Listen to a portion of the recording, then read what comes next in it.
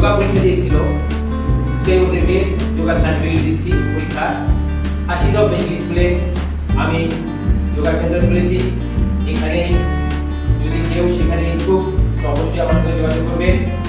আমার একটি YouTube channel বনাম যোগ কেন্দ্র নামে বাংলায় সার্চ করবেন, অবশ্যই পেয়ে যাবেন। এই বাবু এবং মারা কিছু জায়গায় পরীক্ষা দিয়েছি যোগা পরীক্ষা, ওদের এখানে সার্টিফিকেট তুলে দিচ্ছি আমি।